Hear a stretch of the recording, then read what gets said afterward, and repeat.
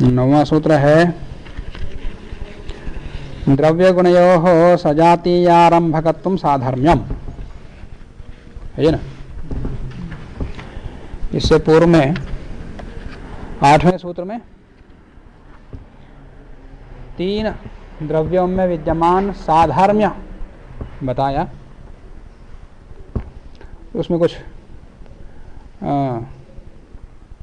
स्पष्टता के लिए प्रशस्त पाद भाष्य को देख सकते हैं, उसको देखते हैं। इससे पिछले के पाठ में एक प्रश्न आया था कि तमसाः द्रव्यत्व कल्पने अनंत तद अवयव प्रागभाव ध्वंस कल्पनापत्ते। उस पंक्ति का अर्थ स्पष्ट नहीं है, ऐसा प्रश्न आया था। तो इसमें नव एव द्रव्याणि, द्रव्य नवी ही हैं, ऐसा कहने के पश्चात प्रश्न उठता है कि तमः और सादृश्य आदि भी द्रव्य हैं, उनको क्यों नहीं मानते। तो उसको भिन्न भिन्न प्रकार से सभी लोगों ने समाधान दिया। तमः के विषय में मैंने अपनी ओर से बता दिया था, जो भी व्याख्यान बताया, जो उचित है वो बताया। तो तमः के द्रव्यत्व का खंडन न्याय वैशेषिक संप्रदाय के कुछ आचार्य इस प्रकार से करते हैं कि तमः द्रव्य इसलिए नहीं, तमः को द्रव्य मानने वाला श्यामः तमः चलति, तो उसमें चलन रूपी क्रिया होने का द्रव्य है, श्याम गुण का आश्रय होने के कारण से द्रव्य है, ये कहता। तो उसका खंडन करने के समाधान देने के लिए कुछ आचार्य ये कहते हैं श्याम रूप वाला होने से, रूप गुण वाला होने से तम को द्रव्य कहते हो। जो जो रूप वाला होता है वो स्पर्श वाला होता है कि नहीं? इसका विचार है कहीं परमाणु तक वहां भी स्पर्श मानते हैं। जो जो रूप वाला पदार्थ होता है वो स्पर्श वाला होता है। रूप नहीं पर स्पर्श तो है। रूप वालों में देखो, जो जो स्पर्श वाला वो रूप वाला, ये नहीं बोल रहा हूं, जो जो रूप वाला वो स्पर्श वाला है। तो जो जो रूप वाला वो स्पर्श वाला होता है, तो तमह को रूप वाला बोल रहे हो तो उसको स्पर्श है क्या? नहीं है, इसका मतलब वो द्रव्य नहीं है। ऐसा वो खंडन करते कुछ लोग, न्याय केंद्र में आए हैं। और साथ में यदि रूप वाला मानते हो तमह को तो स्पर्श होना चाहिए, तो स्पर्श है ही नहीं, तो इसलिए द्रव्य नहीं है। कुछ लोग कहते, दूसरे लोग, दूसरे न्याय और वैशेषिक संप्रदाय के आचार्य एक ने ये भी दिया समाधान है कि रूपवान है तो स्पर्शवान होना चाहिए, और स्पर्शवान है जो महद्रव्य होता, स्पर्शवान जो भी द्रव्य है, स्पर्शवान चाहे अनुरोध परिमाण वाला हो, महत् परिमाण वाला हो, वो अन्य का बाधक होता। जो स्पर्श वाला है इसे जानन में बाधक है कि नहीं है? जो जो रूप वाला होता है वो स्पर्शवान होता है, और अंधकार तमह महत् परिमाण वाला है। तो अंधेरे में जाने वाले को विधायक बनना चाहिए वो। तो जो जो रूप वाला होता है वो स्पर्श वाला होता है। जो जो स्पर्श वाला महत् परिमाण वाला होता है वो अवरोधक होता है। बीच में और कुछ कहना चाहता था, फिर हट गया। जो जो स्पर्श वाला होता है वो अवयव वाला भी होता, सावयव होता। जो जो स्पर्श होता है वो सावयव होता, सावयव होता है। तो जो भी अंधकार तो महत् परिमाण वाला, तो महत् परिमाण के अनेकों अवयवों की कल्पना करनी पड़ेगी, और वो गति में बाधक भी बनेंगे। तो उस प्रकार गति के बाधक रूपी अवयव तमह में नहीं है, अवयव तमह में नहीं है, इसलिए वो द्रव्य नहीं है। और उसमें अवयव मानते हो, बाधक अवयव मानते हो, तो महत् परिमाण के अवयव मानोगे तो वहाँ अवयव है ही नहीं। अवयव है ही नहीं तो अवयव प्रागभाव प्रध्वंस भाव, अवयव पहले से ही नहीं है, यह माना पड़ेगा। या थे अब खत्म हो गए, प्रागभाव प्रध्वंसाभाव, इनकी भी कल्पना करनी पड़ेगी आपको। वो यहाँ का ये दूसरे प्रकार का जो समाधान देते हैं उनके लिए मेरा पृष्ठ 18 में प्रश्न था विवृत्ति में, पृष्ठ 18 की विवृत्ति में अंतिम से 5वीं पंक्ति। तमसाः द्रव्यत्व कल्पने अनंत अवयव की कल्पना करना, फिर तद अवयव उन अवयवों का प्रागभाव प्रध्वंसाभाव कल्पना भी करनी पड़ेगी आपको। इसे अच्छा द्रव्य मत मानो, ये वहाँ ही कहा। अब सारे पक्ष किस किसने क्या क्या समाधान दिया वो पता होता तो ये संगति लगती। जब न्याय केंद्र के कारण इन दोनों प्रकार के और भी कुछ समाधान है उनका उचित नहीं माना, उन्होंने अपने ढंग से समाधान दिया। तम द्रव्य क्यों नहीं है, मैंने बताया था।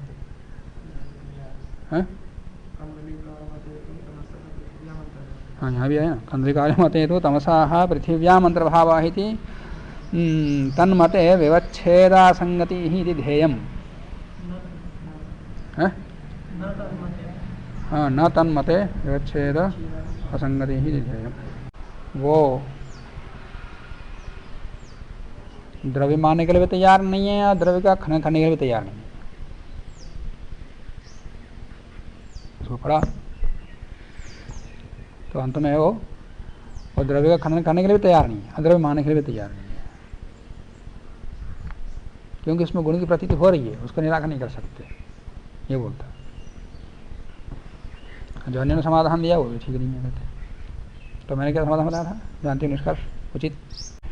तो तमः द्रव्य नहीं है, इसका समाधान बता दिया था। क्रियावत द्रव्यम इस वाक्य को लेकर कहते हैं, तमः चलती इस वाक्य को लेकर के, इस प्रतीति को लेकर के। तो जिसकी छाया है उसको खड़ा करो, छाया को जाने से बोलो, या छाया चलती हुई दिखाई दो, ऐसा होता नहीं। क्रियावत कहाँ, फिर क्रिया तो अन्य द्रव्य में है, वो यहाँ आभास हो रहा है। तो उस आधार पर क्या पता लगता है कि वो क्रियावान नहीं है, वो क्रिया का आरोप है उसमें। अन्य का आवरक, जो आवरक है उसमें गति है, क्रिया है, न कि तम में। और साथ में हर रूपमान पदार्थ चक्षुबिंदु से गृहीत होता है, जो भी स्थूल है। और तम तो दिखाई दे रहा तो स्थूल पदार्थ ही है। तो जो सूक्ष्म से सूक्ष्म परमाणुवादी हैं वो रूप तो रूपाणु होते हुए दिखाई नहीं देते, पर जो स्थूल तो दिखाई देते हैं यहाँ चक्षुन्द्रिय से। तो हर रूपमान स्थूल पदार्थ, रूपमान स्थूल पदार्थ चक्षुन्द्रिय से गृहीत होता है प्रकाश की सहायता से। और अंधकार स्थूल पदार्थ है, रूपवान है, तो वो प्रकाश से दिखाई देना चाहिए। चक्षुन्द्रिय से गृहीत हो रहा है परंतु प्रकाश से दिखाई देना चाहिए, पर यहाँ प्रकाश से जो प्रकाश आते हैं अंधकार भाग जाता। कहाँ रूपवान है, रूपवान होता तो प्रकाश दिखाई देना चाहिए ना। ऐसा ना होने के कारण से वो रूपवान भी नहीं है, वो अन्य का रूप इसमें आरोपित हो जाता। अन्य का रूप क्या है, बस रूप का अभाव है, किसी रूप वहाँ है ही। किसी भी पदार्थ का रूप का अभाव है वो अंधकार। विशेष चर्चा न्याय केंद्र आदि अन्य टीकाओं में है, उसमें देख लो। साथ में यहाँ जो साधर्म्य बताया 3 द्रव्यों में, यद्यपि 6 द्रव्यों में, 4 द्रव्यों में, 5 द्रव्यों में, 3 द्रव्यों में, 2 द्रव्यों में साधर्म्य आगे दिखाते जाएंगे। अभी 3 द्रव्यों में सूत्रकार ने बताया। तो साधर्म्य वैधर्म के प्रकरण में प्रशस्त पदकार ने पहले 6 पदार्थों को का साधर्म दिखाया। क्या दिखाया, पृष्ठ 41। षण्णामपि पदार्थानां अस्तित्वाविधेयत्व ज्ञेयानि। अस्तित्व सत्ता और अविधेयत्व, अविधेयत्व माने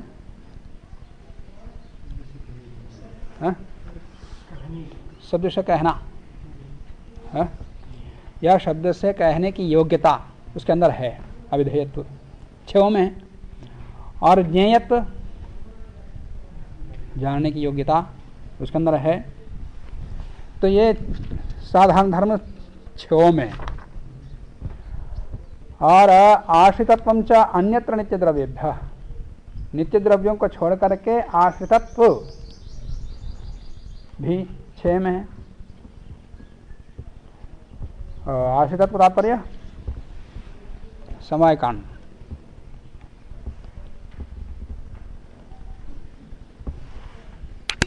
द्रव्यादीनां पंचानां समवायित्वम् अनेकत्वम्। द्रव्यादि 5 का तात्पर्य द्रव्य गुण कर्म सामान्य अंत विशेष को छोड़ के, इनमें समवायित्व ऐसे सब अनेक है। और गुणादीनां पंचानां, गुण से लेकर के अंतिम विशेष तक, गुण कर्म सामान्य विशेष समवाय।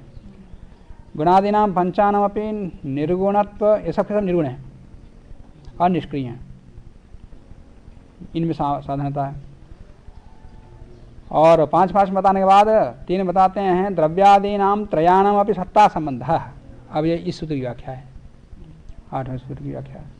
द्रव्यादीनां त्रयाणाम अपि सत्ता संबंध, यहाँ सद का सूत्रकार ने, तो सत्ता संबंध है।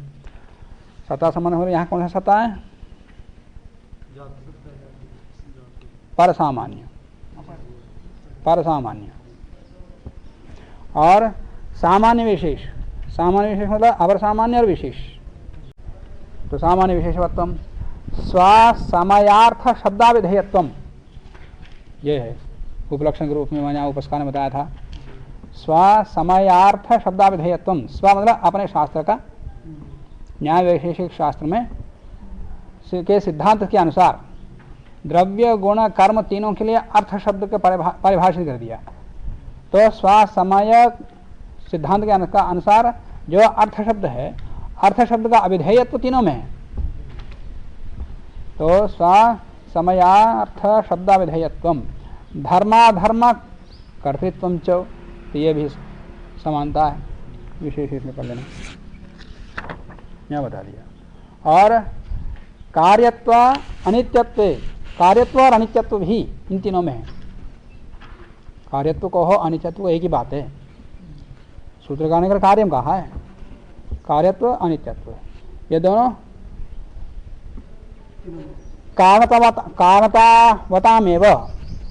कारणवतामेव, कारण वालों का ही होता, माने कारण वालों से कार्यत्व होता है, इसलिए अनित्य पदार्थों में कार्यत्व अनित्यत्व, कारण से उत्पन्न होने वाले पदार्थों में, अनित्य पदार्थों में ये साधर्म्य है। तो मैंने क्या बताया था? कार्य का तात्पर्य कार्य का साधर्म्य है, तीनों द्रव्यों में कार्य का साधर्म्य है। तो द्रव्य में आकाश, काल, दिक्, आत्मा, ये कार्य तो है ही नहीं, कारण वाले हैं ही नहीं। तो फिर साधर्म्य कहाँ है? क्या समाधान बताया था? नित्य पदार्थ है, इसलिए कार्य कहाँ है? कार्य नहीं, तो कार्य के साधर्म्य में बता रहे हैं सूत्रकार।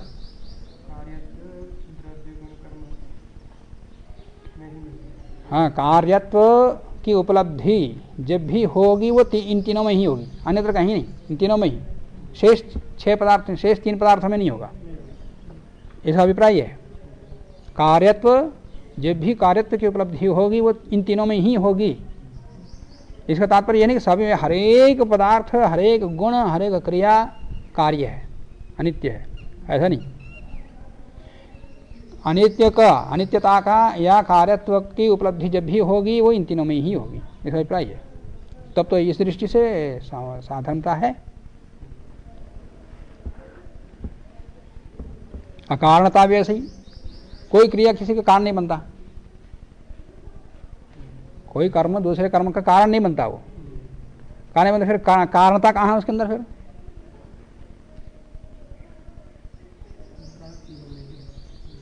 तो कारणता की उपलब्धि जब भी होगी इन तीनों में ही होगी, तब भी नहीं घटेगा ना,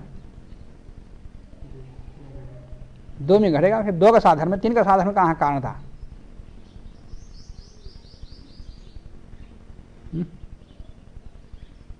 कारणता की उपलब्धि जब भी होगी इन तीनों में ही होगी, ऐसा कहोगे तो भी द्रव्य में मिल सकता, द्रव्य से द्रव्य उत्पन्न होता है, गुण से गुण उत्पन्न होता तो भी कारणता इन दोनों में तो है, परंतु क्रिया में कारणता कहाँ है? तो नित्य द्रव्यों में विद्यमान जो कारणता है वो नित्य कार्य कारणता होती है। जैसे शब्द गुण कार्य है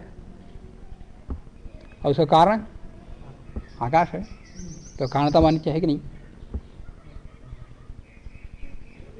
तो आकाश रूपी द्रव्य नित्य पदार्थ भी कारण बन रहा है। और आत्मा नित्य है, आत्मा के अंदर जो प्रयत्न है तो वो भी क्रिया ही है ना, तो आकाश वाला तो नहीं घटेगा, क्रिया में घटाना अपने को। आत्मा नित्य पदार्थ है और उसके अंदर प्रयत्न रूपी क्रिया नित्य ही है, क्योंकि उसको स्वाभाविक है वो। तो स्वाभाविक गुण प्रयत्न का क्रिया, एक क्रिया से सारी क्रिया उत्पन्न हो रही हैं। तो एक क्रिया से दूसरी नित्य पदार्थगत क्रिया नित्य होती है और उससे उत्पन्न बहुत सारी क्रियाएं होती हैं, शब्द की उत्पत्ति, बोलना, चलना आदि आदि, ये सारे नित्य कार्य से उत्पन्न हो रहे हैं। तो नित्य कार्य से उत्पन्न होने वाले कार्य सब अनित्य होते, पर नित्य पदार्थगत कार्य कर्म नित्य ही होता। और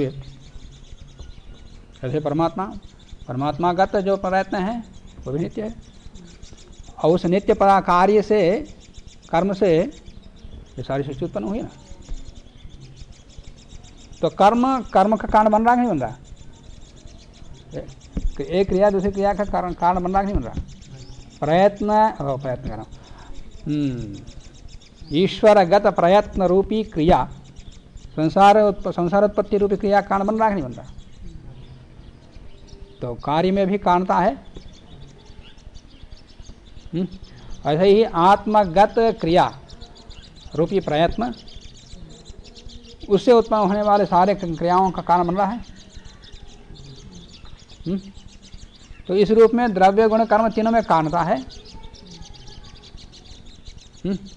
और कारणता तात्पर्य यहां पर क्या लेना है?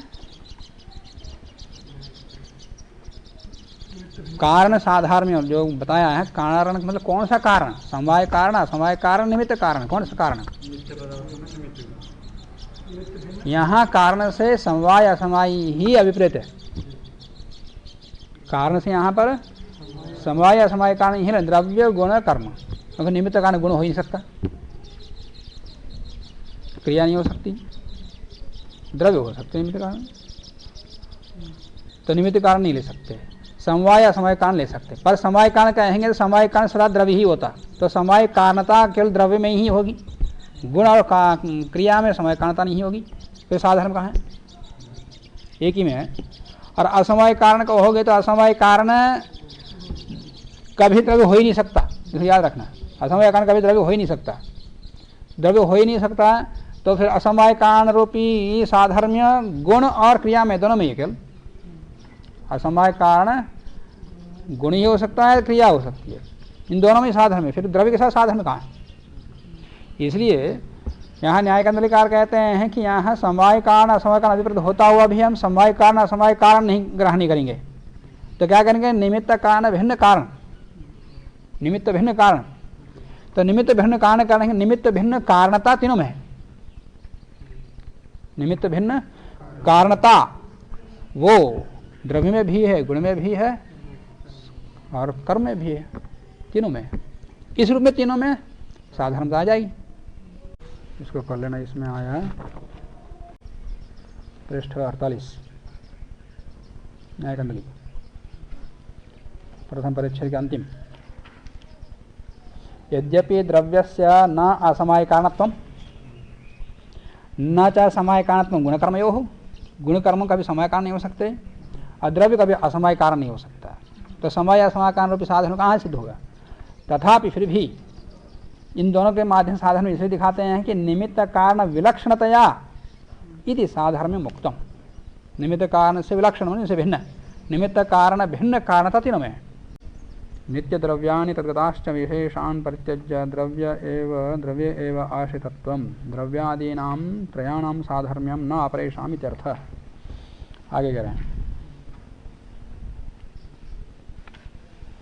द्रव्याश्रितत्व का तात्पर्य यहाँ पर क्या है? आगे द्रव्यवत, मतलब आश्रय अर्थ लेंगे, इन्होंने द्रव्याश्रय कहा।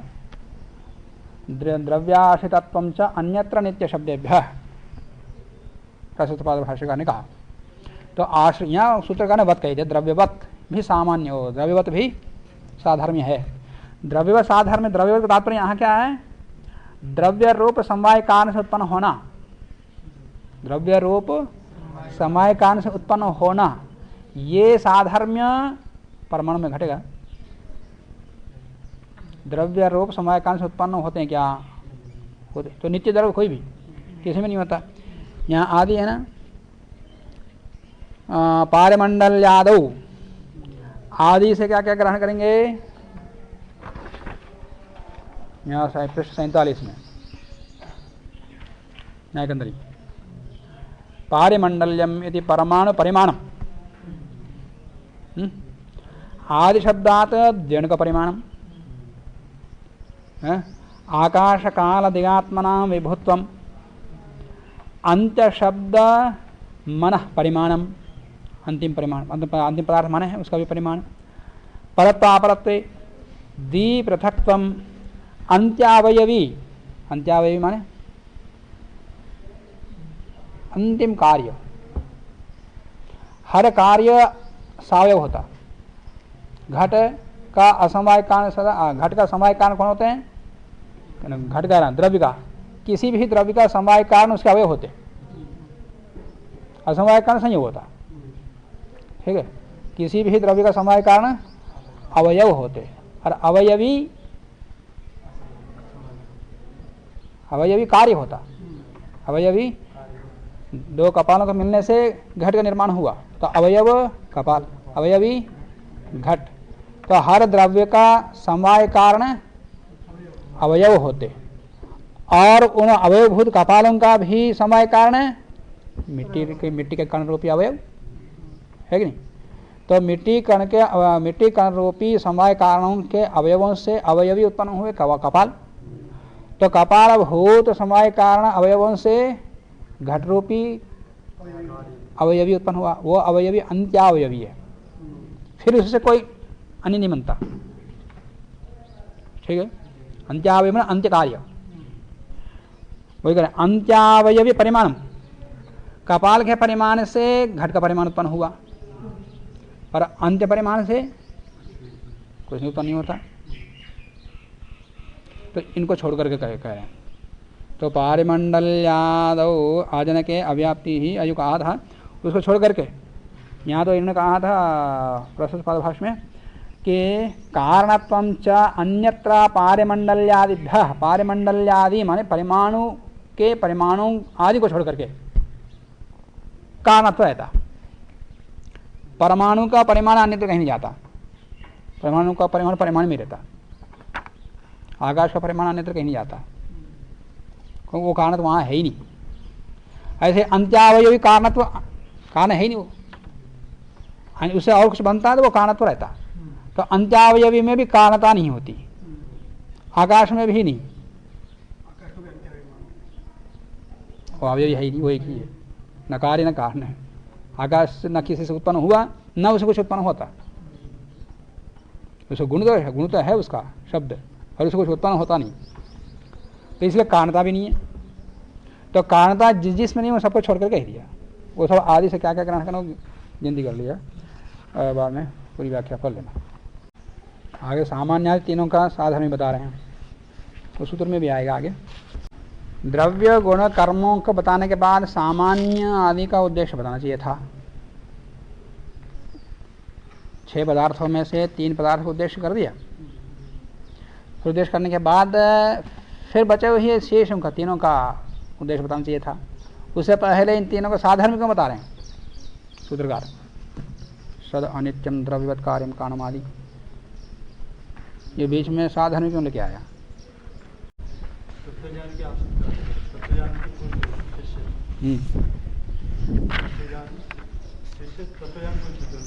पूछा तो तत्वज्ञान के लिए द्रव्य गुण कर्म या प्रधान से काम, प्रधान से यही कहते हैं।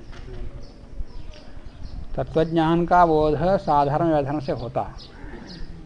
शिष्यों ने जिज्ञासा तत्वज्ञान को लेकर के आया, न कि पदार्थ ज्ञान को लेकर के। पदार्थ जान लेके आते तो फिर क्रमशः सबको स्वरूप बताते जाते, परंतु तत्वज्ञान के लिए आए, तत्वज्ञान के साधन वैधर्म चाहिए। साधन वैधर्म को बताने के लिए द्रव्य गुण कर्म मुख्य हैं, तो उनको बताते ही तुरंत इन तीनों का साधन वैधर्म बता रहे हैं। फिर उसके बाद गुण शेष बचे हुए सामान्य आदि बता करके फिर उस साधन वैधर्म बताएंगे। ये तो कहा था। शिष्य आकांक्षी तत्व सामान्यादि पदार्थ त्रयस्य उद्देशात् प्रागेव, उनके उद्देश्य पहले ही त्रयाणाम साधर्म्यम आहा उत्थानिका में। तो ठीक है, आगे चलें। अगला सूत्र है द्रव्य गुणयोः सजातीयारंभकत्वम साधर्म्यम। द्रव्य और गुणों में साधर्म बता रहे हैं। पहले तो तीनों का साधर्म बताया, अब द्रव्य गुणों के बीच में क्या साधर्म है बता रहे हैं। द्रव्य गुण ऐसे हैं, इनमें अपने सजातियों की ही उत्पन्न करते हैं, विजातियों कभी नहीं करते हैं। द्रव्य गुणयोः सजातीयारंभकत्वम साधर्म्यम, माने मिट्टी से पार्थिव पदार्थ ही बनता है। मिट्टी के तंतुओं से वस्त्र ही उत्पन्न होता है, घट उत्पन्न नहीं होता। मिट्टी से घड़ी उत्पन्न होता है, पट उत्पन्न नहीं होता। ठीक है, तो अपने ही साधर्म को गुण भी ऐसा ही है। कृष्ण गुण कृष्ण को यही करेगा, श्वेत गुण श्वेत को ही उत्पन्न करेगा, रक्त को नहीं, लोहित को नहीं है। तो जो जिसका परिमाण है, रूप है, श्वेत रूप है, तो श्वेत रूप श्वेत वस्त्र के श्वेत रूप गुण को ही उत्पन्न करेगा। लेकिन ये नहीं है कि श्वेत गुण वाले तंतु ले लिया और वस्त्र बनने के बाद वो लोहित हो जाए, ऐसा नहीं होता। तो द्रव्य और गुणों में ये साधर्म्य है, सजातीयारंभकत्वम साधर्म्यम। अब इसके विषय में एतदेव सूत्रांतरेण स्पष्टयति, इसी को आगे अगले सूत्र में और स्पष्ट करेंगे। इतना कह दिया। विवृत्तिकार कहते हैं पार्थिवाः परमाणवाः पार्थिवम जणकम आरभन्ते। पार्थिव परमाणु पार्थिव जणकों को ही उत्पन्न कर सकते हैं, वायवीय पदार्थों को नहीं, आग्नेय पदार्थ को नहीं। आग्नेय परमाणु आग्नेय तत्व को उत्पन्न करेंगे, वायवीय परमाणु वायवीय पदार्थों को उत्पन्न करेंगे। तो पार्थिवाः परमाणवाः पार्थिवम जणकम आरभन्ते। परमाणु नील रूपम, परमाणु का जो नील रूप है, जणुकादिगतम नील रूपादिकम आरभते इति द्रव्य गुणयोः सजातीयारंभकत्वम। यद्यपि गगनादौ अंत्यावयविनी, गगनादि में, गगन में, गगन में तो द्रव्य है, और अंत्यावयवी वो भी द्रव्य है। तो वो सजाति कहाँ उत्पन्न करते हैं? आकाश एक द्रव्य है, तो वह आकाश अपने समान दूसरे सजातीय द्रव्य उत्पन्न करता है। अंत्यावयवी घट आदि पट आदि अपने सदृश किसी को उत्पन्न करते हैं। आत्मा भी एक द्रव्य है, अपने से भिन्न किसी आत्मा को उत्पन्न करता है। परमात्मा भी एक द्रव्य है, तो ईश्वर भी अपने तुल्य अपने सजातीय दूसरे ईश्वर को उत्पन्न करता है? नहीं करता। फिर कहाँ है साधर्म्य? यद्यपि गगनादौ और अंत्यावयविनी, अंत्यावयवी का मतलब कार्य, अंत्य कार्य, अंत्य कार्य में तद गुणे च, और उनके गुणों में, गगनादि में, गगनादि मतलब गगन आकाश से लेकर के आगे जो पदार्थ हैं, आकाश अधिक काल आदि हैं, और अंत्यावयवी, और उनके गुण, गुणे च अव्याप्ति, माने अपने सजातियों को आरंभ करते हैं, ये लक्षण वहाँ नहीं करता, ये साधन वहाँ नहीं करता, अव्याप्ति। तथापि फिर भी सजातीयारंभक वृत्ति पदार्थ विभाजक उपाधिमत्वस्य साधर्म्य तात्पर्यम। यहाँ साधर्म तात्पर्य क्या है? सजातीय आरंभक, सजातीय वस्तु को उत्पन्न करने रूपी और उत्पन्न करने वाले जो पदार्थ, तन्निष्ठ पदार्थ विभाजक माने अवच्छेद की जाति, वो जाति जो आरंभ नहीं कर रहा वहाँ भी है, जो अन्य अपने सदृश पदार्थ को उत्पन्न नहीं कर रहा वो जाति वहाँ भी है। इस रूप में साधर्म वहाँ भी दिखाई देगा। जाति नाम सामान्य बुद्ध्यपेक्षम, भाष्यकार ने कह दिया। जाति किसको कहते हैं? सामान्य कहते हैं, और वो बुद्ध्यपेक्ष है, बुद्धि से ही प्रत्यक्ष होता है, बुद्धि से जाना जाता। इदं द्रव्यम अयम गुणः इति उपलब्धेः अनयोः प्रति स्वं सामान्यम अनपक्नवम भवति साधर्म्यम सामान्यम। अगला इसी विषय को खोलते हैं अगले सूत्र में। द्रव्याणि द्रव्यांतरम आरभन्ते गुणाश्च गुणांतरम। पहले सामर्थ्य कह दिया कि द्रव्य गुण अपने सजाति को उत्पन्न करते हैं। इसका मतलब क्या?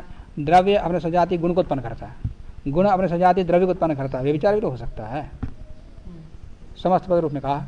तो यहाँ स्पष्ट कह रहे हैं कि द्रव्य द्रव्य को ही उत्पन्न करेगा। द्रव्य सजाति का मतलब सजाति ये गुण को नहीं। द्रव्य अब घट है, अब मिट्टी है, ये कपाल है।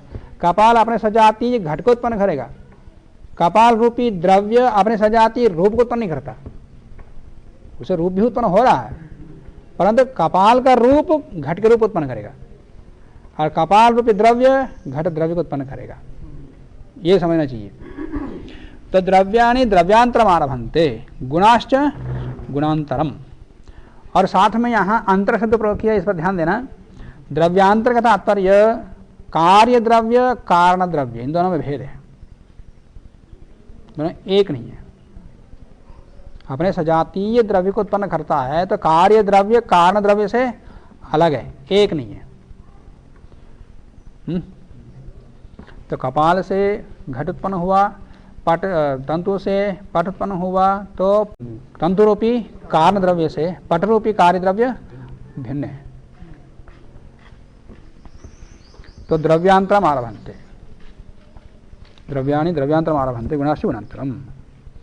तो इसके विषय में कहते हैं कि अंत्यावयवी विभु द्रव्याणि तथा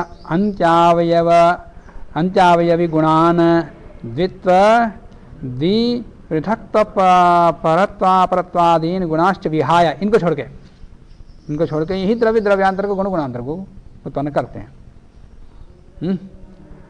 अंत्यावयवी कार्य विभु द्रव्य जो भी आकाश आदि काल, इनके अनुसार आत्मा भी या परमात्मा ले लो, तथा अंत्यावयवी के जो गुण वो भी गुणांतर को उत्पन्न नहीं करते। और द्वित्व द्विपृथकत्व परत्वापरत्व आदि नाम, इनको गुणों को छोड़ करके सजातीयारंभकत्वम साधर्म्यम द्रष्टव्यम, जानना चाहिए। सजातीयारंभक वृत्ति, अब उसमें घटाने के लिए, जिनको छोड़ने को कहा उनको घटाने के लिए सजातीयता को उत्पन्न करने वाला पदार्थ, उस पदार्थ में रहने वाला वृत्ति, कौन जाति, उसमें रहने वाली पदार्थ का विभाजक अवच्छेदक धर्म जो है वो धर्म यहाँ विवक्षित है। साधर्म्य से विवक्षित होने का तेना आजनक द्रव्य व्यक्ति नाम अपनी उपग्रह, उनका जो अजनक है, जो किसी को उत्पन्न नहीं करते, तो वहाँ पर भी द्रव्य द्रव्यांतर को उत्पन्न करते हैं, वो जाति मत तो सिद्ध हो जाता। भाष्यकार कहते हैं न वही खलु पृथ्वी अपाहार भते, पृथ्वी तत्व को ही आरंभ करता है, अपाहक नहीं। न आपाह पृथ्वी रूपम रसः न रसो रूपम न इति कुतः, ऐसा क्यों? द्रव्य को द्रव्यांतर का आरंभ करता है, द्रव्य को द्रव्य का आरंभ करता है, गुण गुण का, ऐसा क्यों नहीं होता? तो उसी के लिए सूत्रकार ने बता दिया है। ऐसा कहते हुए आगे चले गए। इसका तात्पर्य ये कि नहीं, ये नहीं है कि ये हरेक द्रव्य अवश्य रूप से अन्य द्रव्यांतर को उत्पन्न करेगा। द्रव्य द्रव्यांतर को उत्पन्न करता है, इसका तात्पर्य ये नहीं कि हरेक द्रव्य उत्पन्न करता है ऐसा।